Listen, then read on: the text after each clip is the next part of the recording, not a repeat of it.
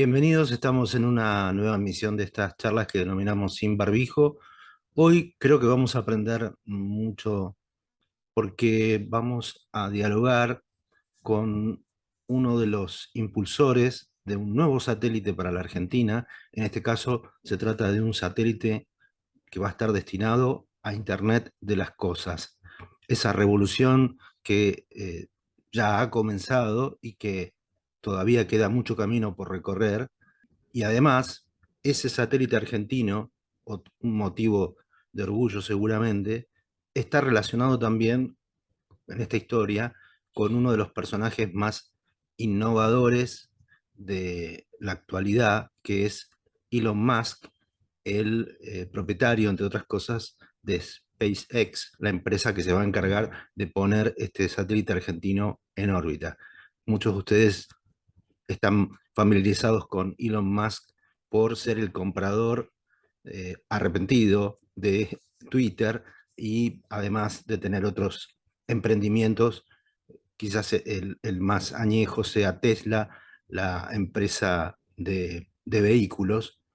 La Argentina, en este caso, va a estar asociada de alguna forma a Elon Musk a través de una de sus empresas para poner este satélite en órbita, que para todos aquellos que nacimos bajo el influjo de la carrera espacial, que llegó a su pico máximo en la década del 60 con la llegada del hombre a la Luna, tenemos un motivo extra para sentirnos atraídos por este mundo, el mundo del espacio y de los satélites, pero también las nuevas generaciones que están acostumbradas por ahí a ver esto en, en grandes películas de Hollywood. Pero bueno, esto sucede aquí en la Argentina. Así que le damos la bienvenida y le agradecemos la medida de atendernos al ingeniero Miguel Ángel Pesado, que es presidente de Copitec. Copitec es el Consejo Profesional de Ingeniería de Telecomunicaciones, Electrónica y Computación. Buenas tardes, Marcelo. Muchísimas gracias a ustedes por preguntarme o inquietarse, digamos, por este tema tan apasionante que es el mundo de los satélites, ¿no? Donde bien dijo que de los varios satélites argentinos, Argentina ya tiene una tradición en el mundo satelital y bueno, yo creo que vale la pena que sigamos insistiendo con eso, ya que las tecnologías satelitales hoy están haciendo punta en el mundo. Yo tuve la suerte, gracias a Dios, de empezar con el proyecto ARSAT, de los ARSAT 1 y ARSAT 2, donde tuve protagonismo desde sus inicios de la construcción de los satélites y después lo que se llamó el Centro de Ensayos de Alta Tecnología en Bariloche. Así que me pone muy contento poder hablar de este tema. Así que cualquier cosa que quiera preguntarme estoy a disposición, porque en este proyecto este nuevo, tan novedoso proyecto, diría, que estamos involucrados ahora, que trata de un satélite de órbita baja, en realidad cuando digo eh, un satélite me quedo pensando y digo hay que aclarar porque el nuestro es un proyecto satelital. Y no eso es simplemente un satélite, digamos, ¿no? Porque hay muchas experiencias que se están haciendo incluso en el país de llegar a la órbita con el lanzamiento de un satélite. Pero acá obviamente se le incorpora una finalidad a ese satélite. Y en este caso, la finalidad es proveer el servicio de Internet de las cosas, ¿no es cierto? Que en primer lugar trata de un satélite, pero que después va a contar con una constelación de satélites que seguramente va a superar el número de 100. Y bueno, a esa etapa que es la fase 2 pensamos llegar dentro de no mucho tiempo. Y, ingeniero, ¿y en este momento en qué etapa está este proyecto satelital de Internet de las Cosas aquí en la Argentina? Bueno, en este momento estamos muy avanzados. Hemos perdido, no perdido, ganado mucho tiempo en lo que se llama el desarrollo de la carga útil. El satélite básicamente tiene dos elementos determinantes de su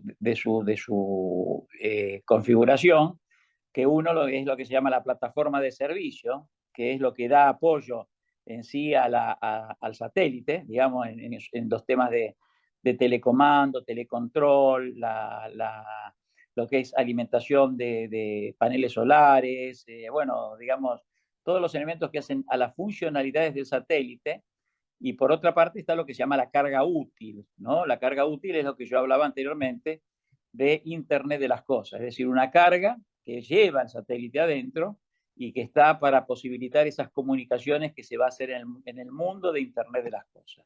¿Mm? Ingeniero, Bueno, sí, perdón, yo dígame, sí. omití decir en qué etapa estamos, ¿no? Por eso, si ganamos mucho tiempo en el desarrollo teórico del satélite.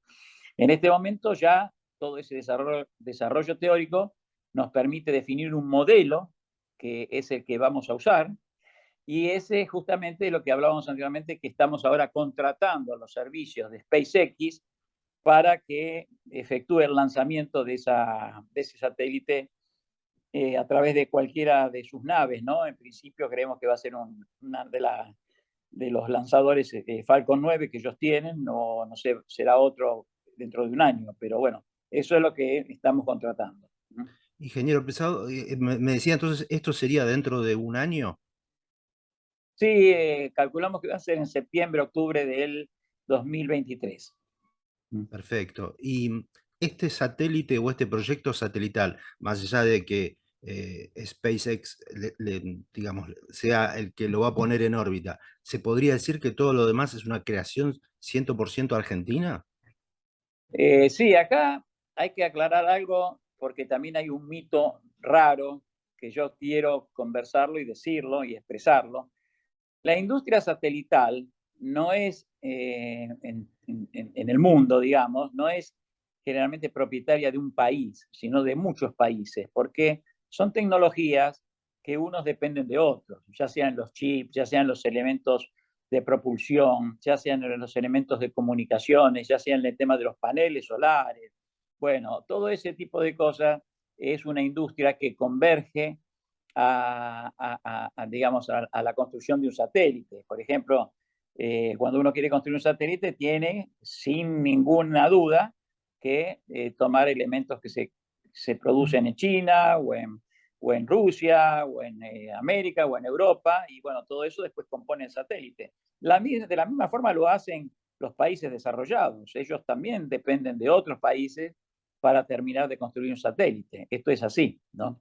Es decir, Acá no hay ninguna diferencia. No. no hay un único lugar donde se esté construyendo o se esté desarrollando, sino que hay varios lugares que después esto va a converger en SpaceX o no es tan así.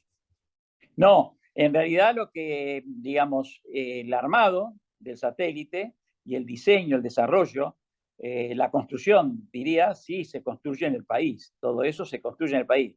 Pero, por ejemplo, para construir lo que se llama la computadora de a bordo, ¿no? Uno tiene que depender de ciertos componentes que van en la computadora, que a lo mejor son de otros países, digamos, ¿no? Es Claro. decir, acá no hay fábricas a lo mejor de chip que cumplan determinadas funciones, entonces hay que comprar eso afuera, pero el diseño, la inteligencia, el desarrollo sí depende de argentinos, que somos quienes estamos trabajando en esto. Después, para lanzarlos, todavía no tenemos lanzadores. Inicialmente en el proyecto nuestro está previsto en el futuro utilizar lanzadores argentinos, pero eso es una etapa que hace a la industria también aeroespacial de los lanzadores, ¿no? Acá hay una empresa que se llama Ben, Ujú. otra empresa que se llama LIA, que están trabajando ya en cohetes, digamos, que permiten llevar cargas útiles de satélite hasta la órbita, que pueden ser 500, 300, 600 kilómetros, acorde a lo que uno quiera poner en determinado lugar ese satélite, ¿no?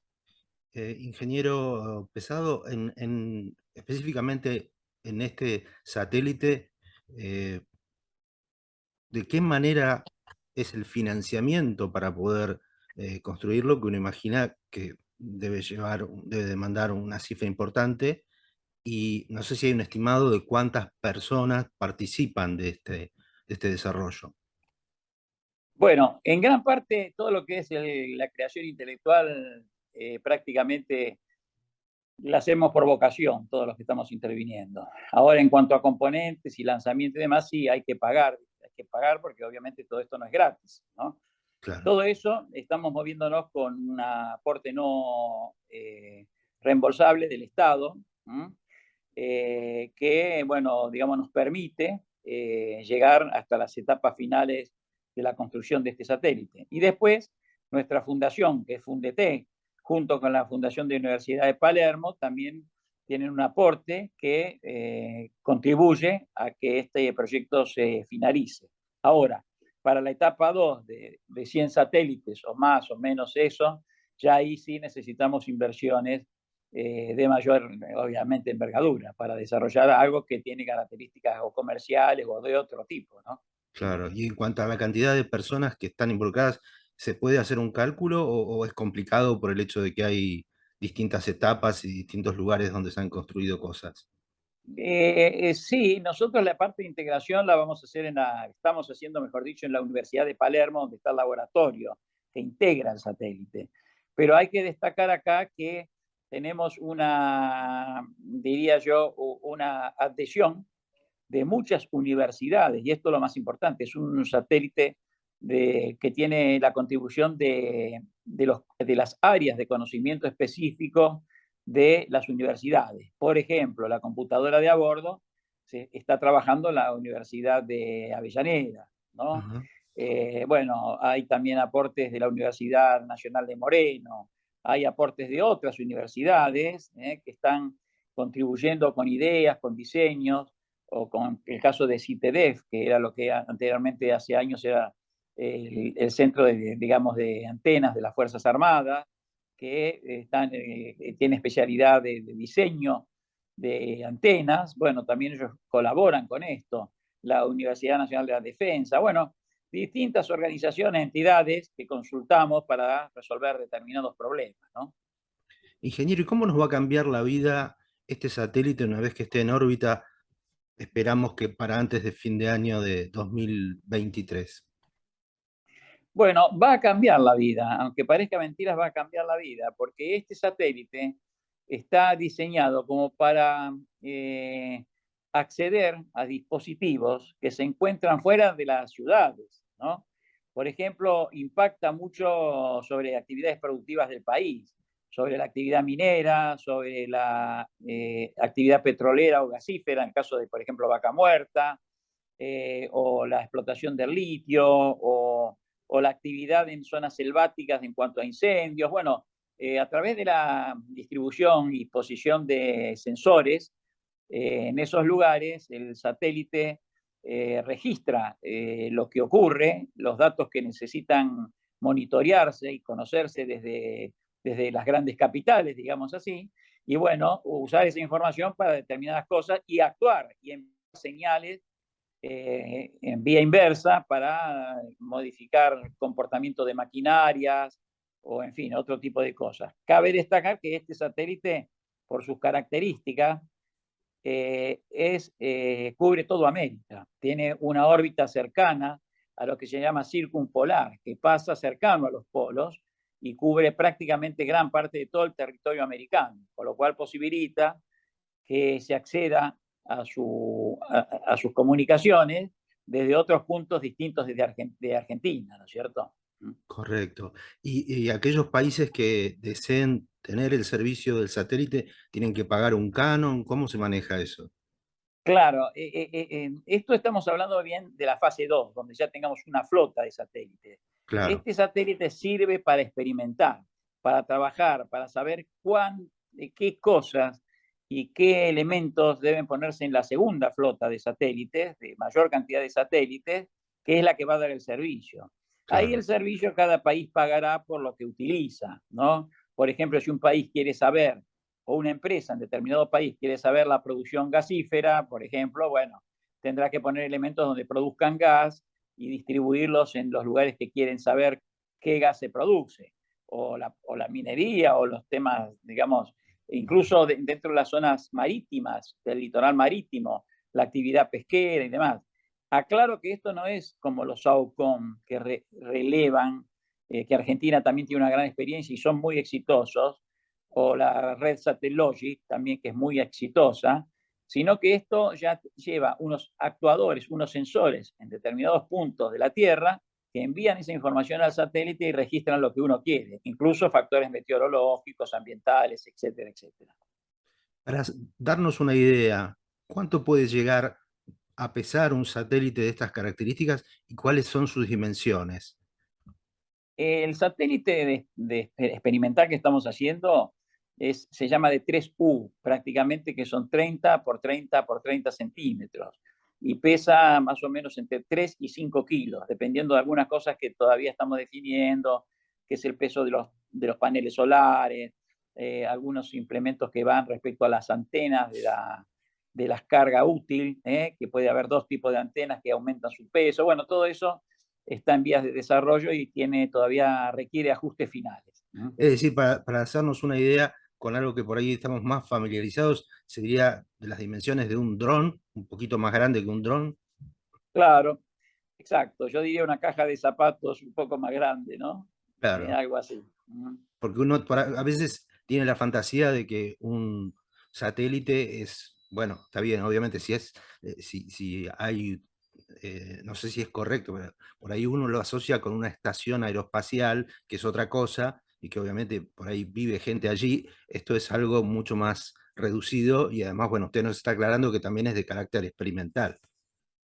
Claro, exactamente. Estos satélites son denominados nanosatélites por su tamaño, justamente. Claro, No es el caso de los satélites geoestacionarios, que yo, por ejemplo, participé en los ARSAT 1 y 2 y son satélites que tienen varios metros de altura, más, casi 3 metros de altura por 1,5 metros de arista, ¿no es cierto? Y que tiene unos paneles desplegables de varios 6, 7, 8 metros, ¿no? Es decir, son satélites y que pesan 3.000 o 4.000 kilos, ¿no? Son distintos. correcto. Pero para que nos quede claro en cuanto a la vida cotidiana, más allá de lo que usted nos decía del uso eh, a- por parte de industrias, eh, nosotros también lo vamos a necesitar para utilizarlo, no sé, cuando estamos lejos de nuestro hogar y queremos poner la temperatura ambiente a determinado horario en un número X o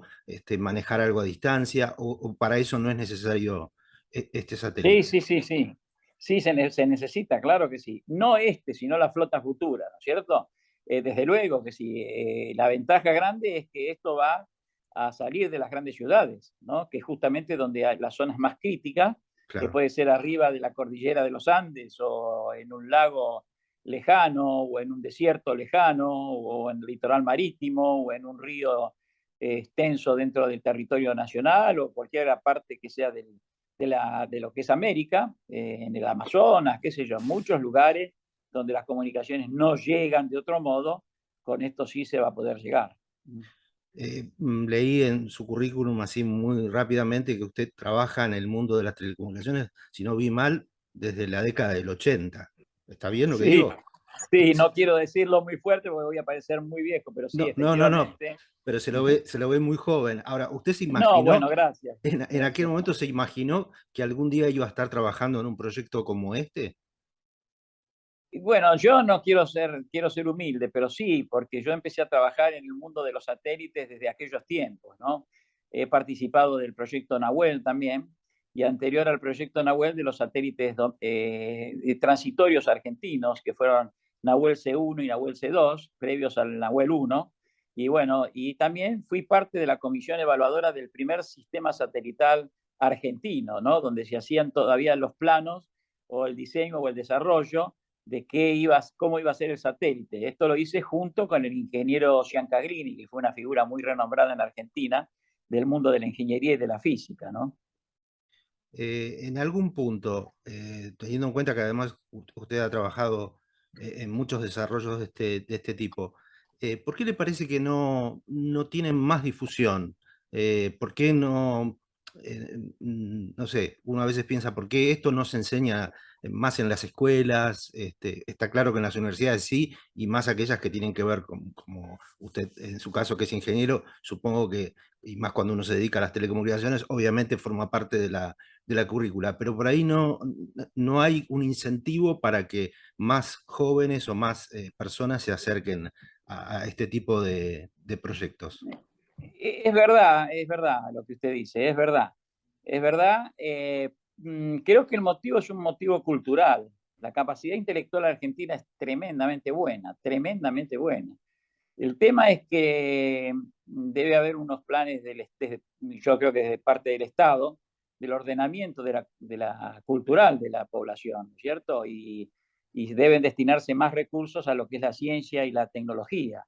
Acá hay científicos y nosotros estamos promoviendo esto para que se estudie más sobre la física cuántica, las nuevas generaciones de Internet, que viene una nueva generación, lo que se llama los blockchain, que son una nueva tecnología en materia de datos, bueno, y obviamente las tecnologías de 5G, 6G, que viene ahora para las comunicaciones móviles, bueno, un montón de cosas que están apareciendo en el mundo y que quizás Argentina tendría que dedicarse un poquito más desde el Estado para promover estos conocimientos que por naturaleza a los chicos de las escuelas primarias y hasta secundarias les gusta. Por Porque yo he ido a supuesto, hablar y les encanta saber qué pasa fuera de la atmósfera terrestre, ¿no? por Y cómo se ven supuesto. los planetas, y cuándo vamos a llegar a Marte, y cuándo, todas esas cosas que son muy lindas de conocer. Sí, además uno ve, por ejemplo, en películas grandes, está bien, estamos hablando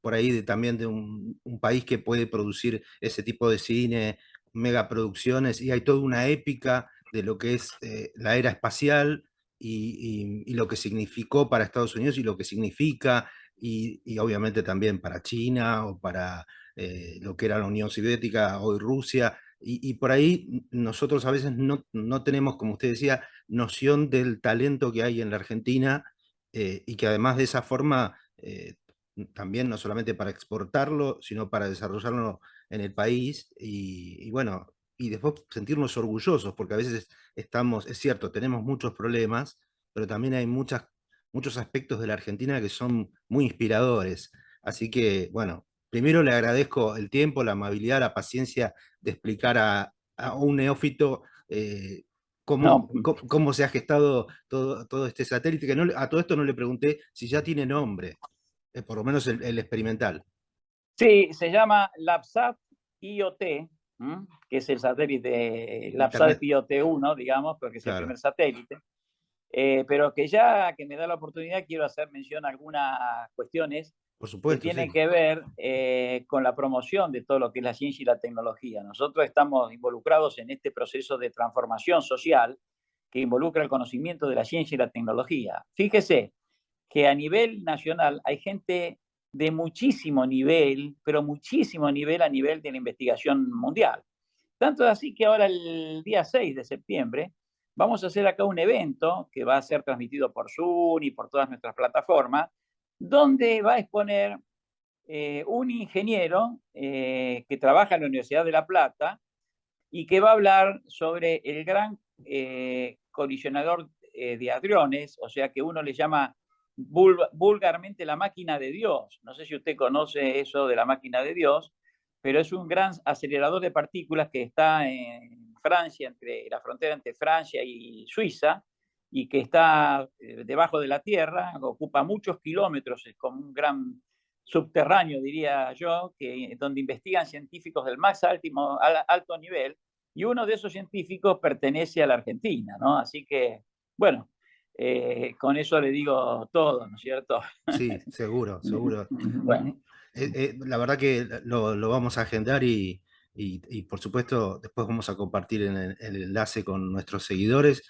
Y bueno, nuevamente, gracias por su tiempo, por su amabilidad, por contarnos de qué se trata este nuevo satélite o este nuevo proyecto satelital que comienza con esta prueba piloto, podríamos decir, del primer satélite dedicado a Internet de las Cosas y además agradecerle en nombre modestamente de los argentinos, porque, bueno, uno a veces cuando habla de patriotismo, creo que más allá de que por ahí la palabra ha sido muy ensuciada o muy manoseada, en este caso estamos hablando de gente, de científicos, de investigadores, como es su caso, que están haciendo patria, transformando nuestras vidas y además dejando también un legado, porque esto obviamente, como usted dice, es un proyecto, pero además seguramente vendrán nuevos desafíos en el mundo del espacio, en el mundo de las telecomunicaciones, y allí habrá argentinos trabajando gracias al trabajo que usted también viene desarrollando desde hace varias décadas. Ingeniero Miguel Ángel Pesado, gracias por su tiempo. Mi agradecimiento también a todo el equipo del Consejo Profesional de Ingeniería de Telecomunicaciones Electrónica y Computación, Copitec, que usted lidera. Bueno, Marcelo, muchísimas gracias a usted. Un saludo a la gente que trabaja en su medio y la verdad que tanto unos como otros somos necesarios para construir una Argentina mejor. Creo que en eso estamos involucrados. Muchísimas gracias.